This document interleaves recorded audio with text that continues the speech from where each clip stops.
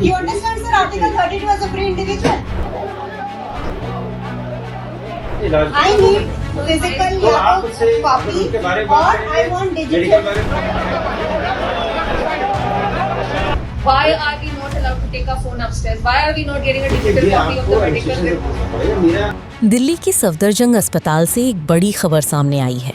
सामाजिक कार्यकर्ता और पर्यावरणविद सोनम वांगचुक की पत्नी ने गंभीर आरोप लगाए हैं। उनका कहना है कि उन्हें अस्पताल के कमरे में मोबाइल फोन लेकर जाने की अनुमति नहीं दी जा रही और उनके पति की मेडिकल रिपोर्ट भी परिवार को उपलब्ध नहीं कराई जा रही है। सोनम वांगचुक पिछले कई दिनों से भूख हड़ताल पर थे। स्वास्थ्य बिगड़ने के बाद उन्हें दिल्ली पुलिस द्वारा सफदरजंग अस्पताल में भर्ती कराया गया। अधिकारियों का कहना है कि ये कदम अदालत के निर्देशों और डॉक्टरों की सलाह के आधार पर उठाया गया था। अब उनकी पत्नी गीतांजलि आंगमो ने अस्पताल की व्यवस्था पर सवाल उठाए हैं।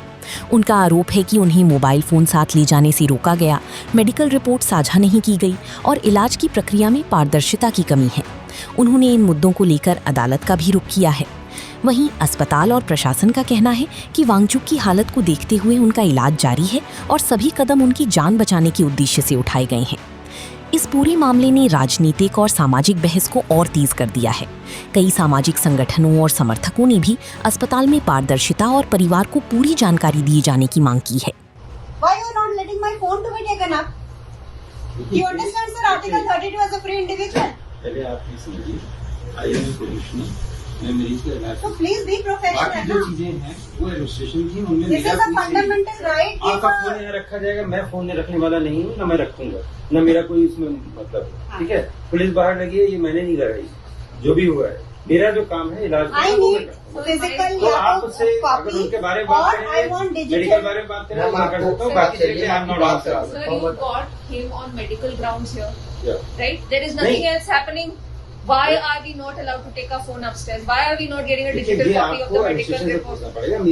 मैं मरीज की हालत के बारे में बता सकता हूँ। Then for this, you're compelling us और क्या कर सकते हैं? मैं ये सफदरजंग हॉस्पिटल के बाहर खड़ी हूँ जहाँ पर सोनम वांगचुक को एडमिट किया गया है।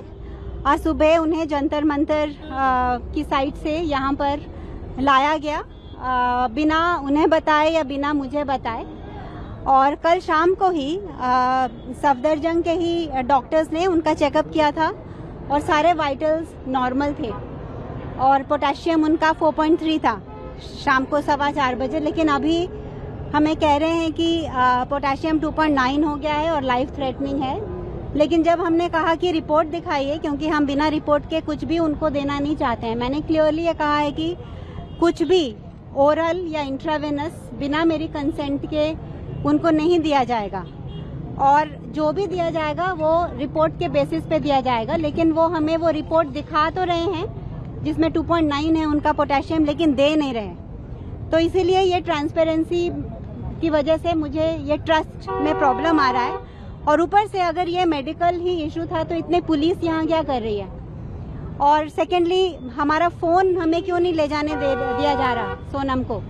तो ये जैसे सफदरजंग हॉस्पिटल नहीं है, जैसे सफदरजंग प्रिजन है ऐसा लग रहा है। इतनी सारे पुलिस हैं उस फ्लोर पे और जो 2.9 ये कह रहे हैं जिसके बेसिस पे ये इंट्रावेनस देना चाहते थे पोटेशियम, जो मैंने मना कर दिया है, वो 2.9 मेडिकली पॉसिबल नहीं है कि एक ही शाम में 4.3 से 2.9 आ जाए। एक्चुअली ये जो पिछले 20 दिनों से प्रोटेस्ट चल रहा है, ये एक मिसाल है देश में कि जिस जेनजी को इतना उनके बारे में बुरा भला कहा जा रहा था, उसी जेनजी ने ये दिखाया है कि कितने पीसफुल प्रोटेस्ट से, कितने सही तरीके से हम अपनी मांगों को आगे रख सकते हैं। तो ये प्रोटेस्ट इतने अच्छे तरीके से किया जा रहा है और इसीलिए सोनम वांगचुक इसके साथ ये जुड़े, बहुत ऑर्गेनिकली इसके साथ जुड़े, क्योंकि उनको यूथ की ये मांग बिल्कुल सही लग रही थी कि एजुकेशन के लिए, एजुकेशन की ट्रांसपेरेंसी के लिए, एग्जामिनेशन के लिए जो यूथ मांग कर रहे हैं, जो उनका भविष्य इस पर डिपेंडेंट है, वो बिल्कुल सही है मांग।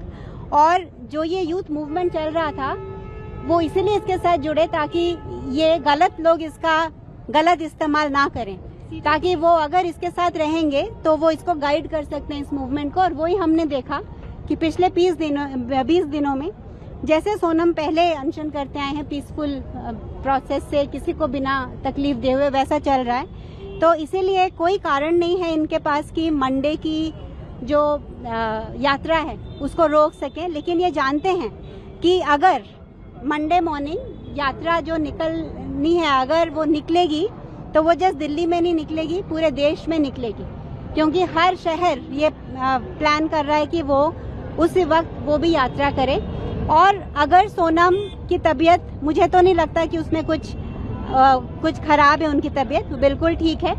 और हम एक थर्ड पार्टी लैब से दोबारा वो टेस्ट रिपीट करने जा रहे हैं बिना उनको दवाई देने के पहले, और वो बिल्कुल ठीक हो जाएंगे और वो यात्रा के लिए रेडी होंगे।